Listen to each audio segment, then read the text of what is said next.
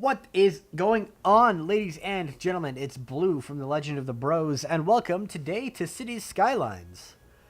Now, just before we get into everything, what this video today is going to be bringing you is kind of a little bit of a review. It's kind of a little bit of a walkthrough, kind of help you get the wheels turning in this game. It's also going to kind of tell you if you want to buy this game or not, because I'll kind of play it for you a little bit and show you kind of, cool things that I figured out myself. So that way you can determine whether or not this is going to be a game that you want to spend $30 on and buy it right now, right here, right today, or wait a couple of weeks for, Steam summer sales or Steam winter sales, whatever. And, buy it then when it's, for $8 or $9, whatever. I don't know how much it's going to be then. But anyways, the way this is going to work is we're going to go ahead and start in a brand new game later.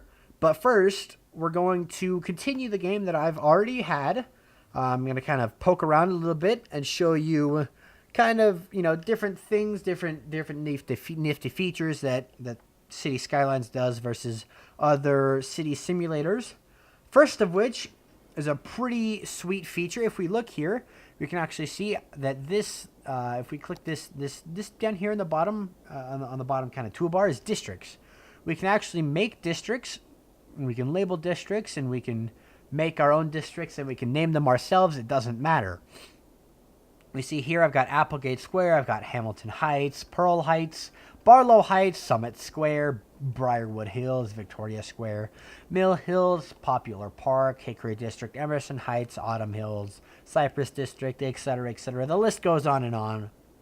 All of these are generated names from the game itself. And the reason I bring districts up is because they actually do a very key function. If we look over here in Mill Square, we can see that it's got this little tiny oil splotch right by it. Now, what is this? What does this do, you might ask? Well, that's actually because Mill Square is sitting right on top. I'm going to delete that. Mill Square is actually sitting right on top of a oil reserve, if you will. An underground oil, basically. City Skylines has 4 different natural resources that occur in the world. You've got oil, which is represented by black. You've got forest, which is represented in a green color. Who would have thought?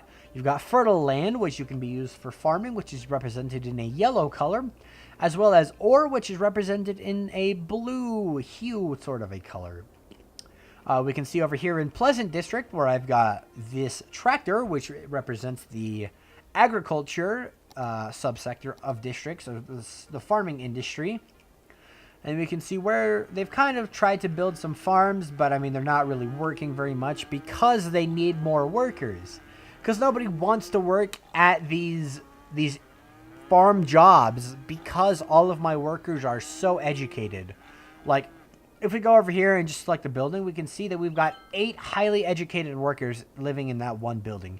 In this work establishment, we've got 12 highly educated workers and 8 well-educated workers. So there's no jobs for uneducated or just regularly educated people.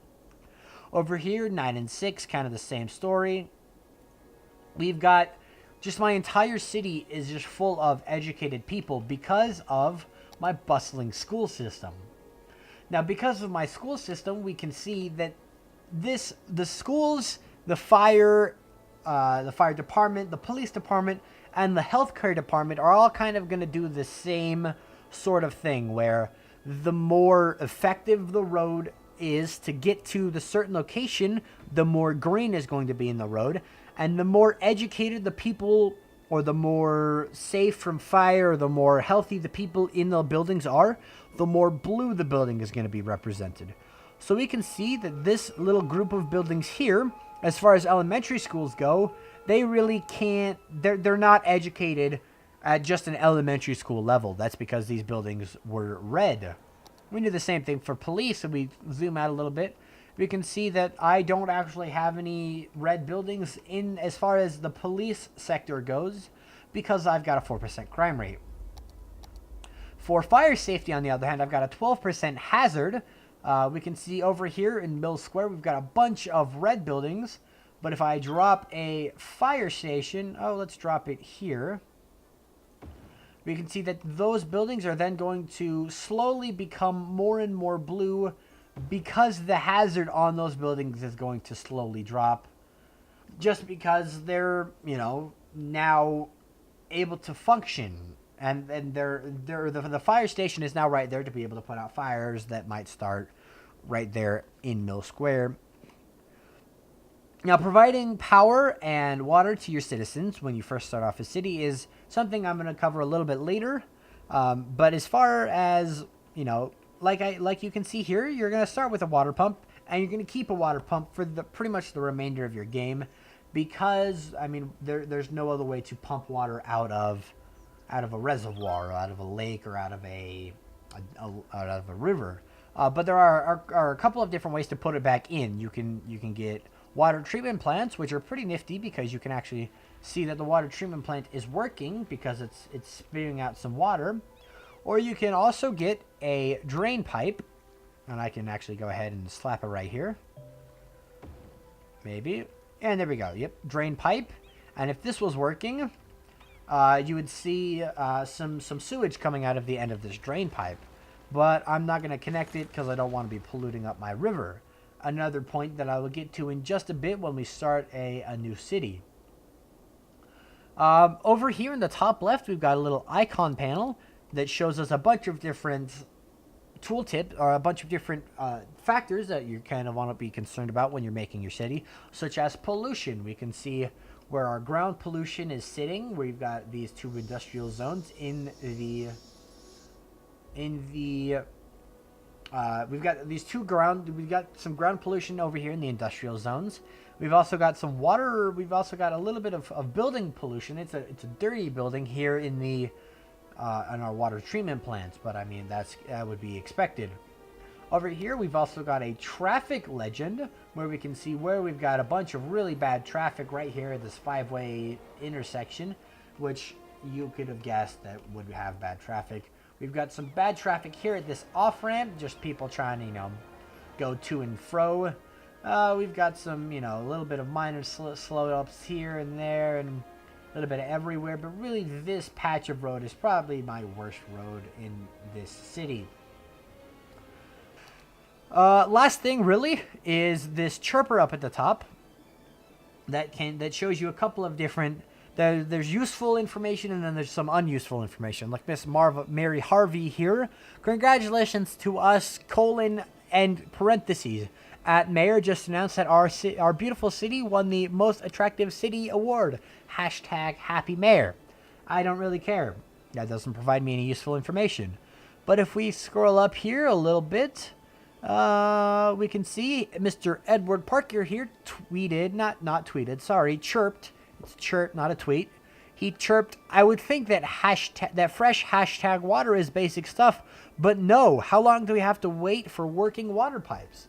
That's because, as you could see before, Mill Square wasn't connected to the water grid, and these two buildings right here, this firehouse and this metro station, both are also not connected to my water grid, both of which are an easy fix, and now they are, and the icon will disappear. So, there's some other bits in this game that I'm not getting into very in depth, like the leisure services. Leisure services kind of work the same way that that schooling and firework, where the more red the building, the less accessible they are.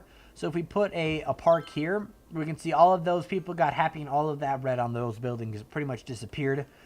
There's also, you can adjust taxes, you can adjust your budget, you can take out some loans, you can pay some loans, you can, I take out all of these loans, I quadruple my money, I can pay them all back, I don't lose any money, I don't gain any money because the game is paused. You can see over here in Pleasant District, a lot of these buildings have been abandoned because, like I was saying, not enough educated workers for them to stay in business. We are also able, City Skylines, when you first start the game, you'll end up with one of these grids. The grid I actually started with is this one in specific, the one that's kind of a different shade right now. And if we look, it's not really that big of a grid to begin with. So, to combat this, you're actually able to purchase up to 9 grids, depending on how big you're able to grow your city. As we can see, my next unlock I get at 36,000. I'm able to unlock a new 2 kilometer by 2 kilometer piece of land. I unlock ships and a harbor, as well as a cargo harbor. And that's at 36,000 people living in my city, and I become a capital city at that point in time.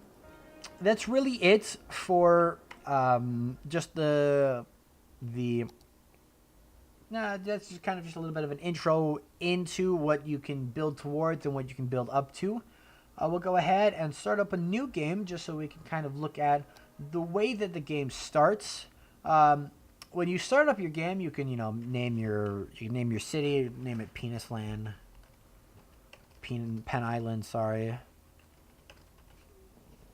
None of these are sliders that we can actually slide, but we are able to select which kind of map we want. You are able to download more maps from the Steam Workshop and play on different maps. I believe the one I was just playing on is two rivers. We can play Shady Strands, we can play Islands, Black Woods, River Run, etc. Let's go ahead and play Islands. There's also an option for left-hand traffic. Let's go ahead and select that just to see what's going on here too. You can see we've got some people traveling along the highway. And what we can do is, this is what I've always done, I actually just connect the two, and then I go ahead and build my first housing development, just so that way I can get people moving in as soon as possible. It's also quite helpful to have snap to grid, or toggle snapping enabled, so that way you can just snap together all of your roads, and all of your roads snap together. And you can make a nice, pretty grid that looks pretty sweet. Because, I mean, who doesn't like things that look awesome? It's kind of like eye porn, if you will. We're able to make nice, pretty grids, and we're able to keep all of the tiles in between all of our grids selected or highlighted. I don't know. But you're actually only able to zone near roads. You can see here we've got a bunch of a couple of grids here that we can all zone on. We can zone all of these as residential areas. Let's zone some of these as residential. Let's zone these last two as low density commercial. I'm also going to make a service road here. Actually comes off to the coast and then kind of follows the coast a bit, just so I can slap a power plant down there. We'll slap a power plant here at the end of the road. Let's slap a water pumping station, and we can see that we've got a river here, and the arrows show the direction in which the water is flowing, as well as the current, how strong the current is. So whenever you have water drain pipes or really any kind of sewage disposal, you want to always put that downriver of your water pumping stations, just so that way you're not pumping dirty water back into your systems, because I mean that kind of defeats the whole purpose in the first place. Am I right? So when you're building your water lines, you can see that there's a large blue bubble around the pipe that actually gets all of the water. And as you can see, as we build the pipe, we can see what areas are going to be able to get the water and what areas aren't. And then as far as power goes, we can see where we've got power, where we're giving power.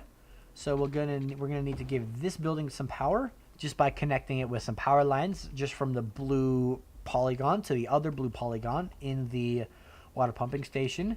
And then we can connect from the blue polygon of the water pumping station all the way down to the blue polygon of our main settlement here. Let's go ahead and put it there, just so that way it's inside of the kind of housing cluster. And it's going to go ahead and give all of those power. And we can see that they're no longer complaining that they're not getting any power or any water or anything. I'm gonna also go ahead and take this time to go ahead and zone some industrial, so that way as the need for industrial zones kind of grows, it's gonna be able to, they're gonna be able to just they're gonna have this pre-zoned and they're accessed, and they can just go ahead and build there. Now you will start the game. I would recommend kind of trying to keep some money left over, because you will start out at a very negative deficit. Like right now, I'm losing $1,000 because I'm not able to adjust any of my taxes. But as soon as you get 500 people living in your city, that minus $1,000 is going to start slowly coming up to around zero.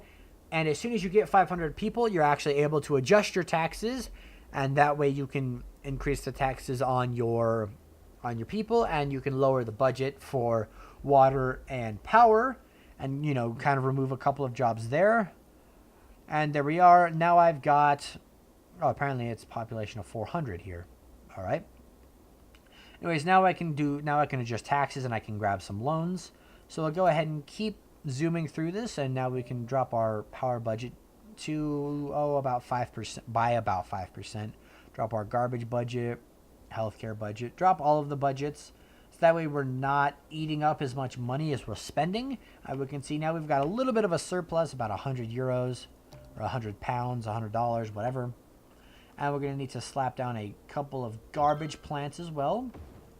And those are going to kind of just do their own thing. They'll, you know, they'll move to and fro, being able to collect garbage and deliver garbage and etc. And you can see we've already got 600 people living in the city, and we really don't have much of a need for any sort of industry. We do have a little bit of a growing need for industry, and we can go ahead and just make another service road that kind of just comes out, and we can zone a little bit more industry just to satisfy the people. But anyways, ladies and gentlemen, that is about it for City Skyline.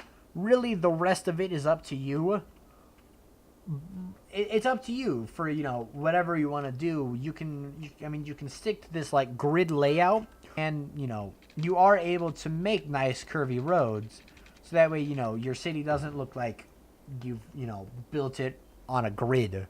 And I mean, all of these roads are going to be zonable, so you can have people living along this nice curved road. The only annoying part is you're going to have to use the marquee, you're going to use the marquee, and you can just highlight everything and make it all industrial, or you make it all residential. Anyways, ladies and gentlemen, my name is Blue. I'm from the Legend of the Bros. This is City Skylines, and I hope you all have a good day. Thanks for watching. We'll see y'all next time.